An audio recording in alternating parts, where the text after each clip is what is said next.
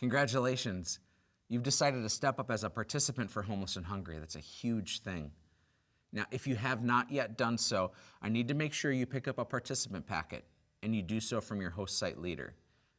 Now, after that participant packet is in your hands and you've read through it and you've watched this video, if you still have questions, go to our website, which is on the screen.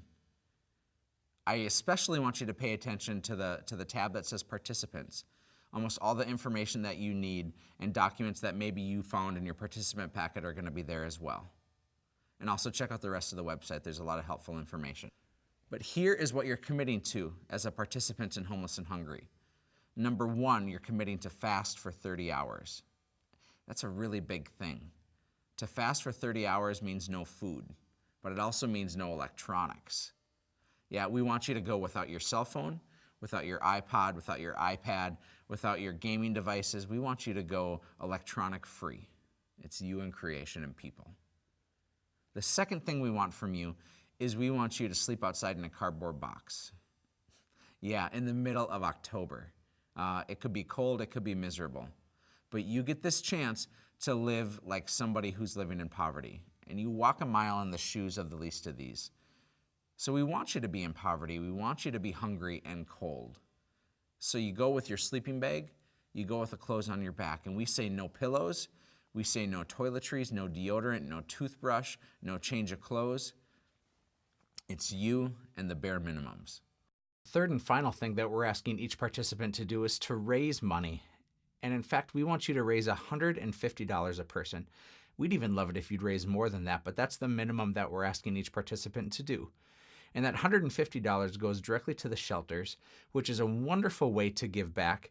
And so I hope that when you're raising money, you recognize that you're not just raising money for yourself, but you're raising it for your community. Now you have this opportunity to raise some money. And I know you're saying, oh my gosh, I'm already given 30 hours of my time. I'm already gonna do this entire event. Maybe I don't need to do that other stuff.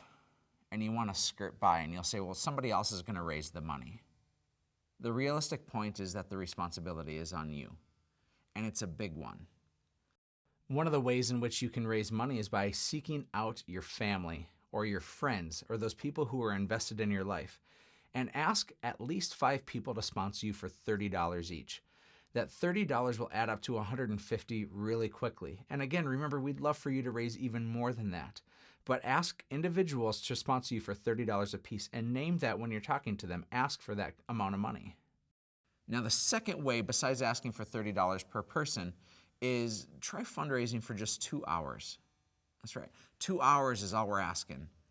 Knock on doors, call family members, send emails, put a letter in the mail if people actually still do that, and just watch how much people want to help and support you. And it doesn't matter if they've sponsored you for X, Y, and Z in the past. Let them be the deciding factor on if or not they're going to sponsor you. Because you get this great opportunity to help somebody else. So when you raise money, don't raise money for Homeless and Hungry. Raise money for that single mom at the YWCA who left because her husband was hitting her.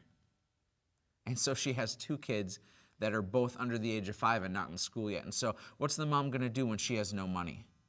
She needs to go back to school, but those kids need to be taken care of. So we got to sponsor her, right? I mean, I hope we get invested in her life.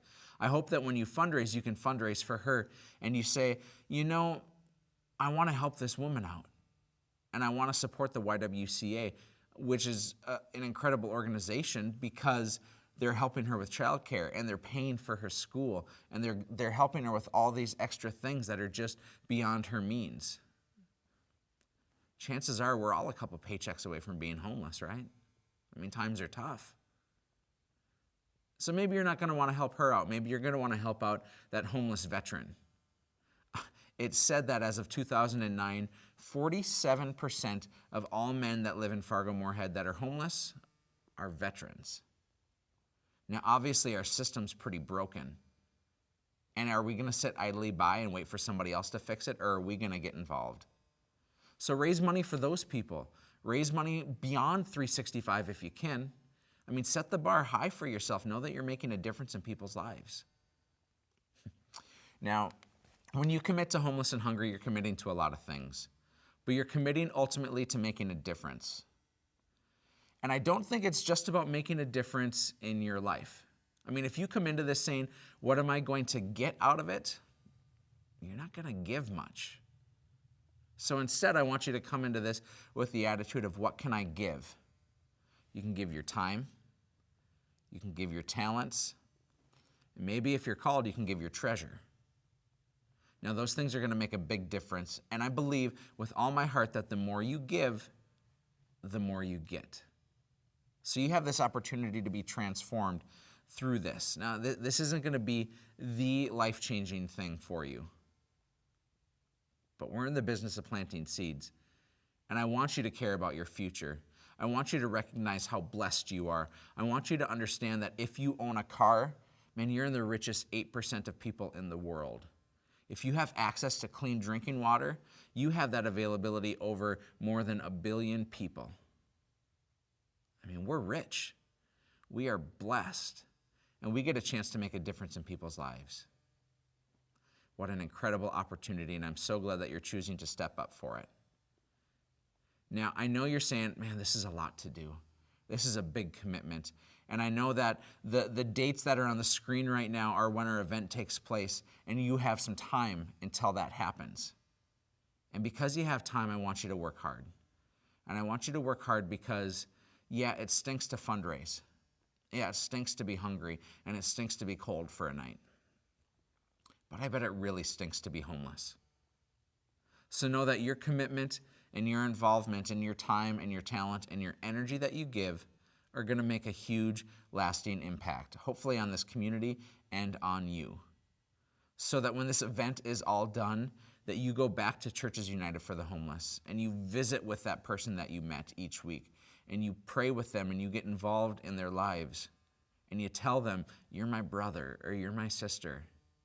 And I deeply care about you, and you show it. You don't just say it. I mean, our words can be pretty empty if we don't have action accompanied it.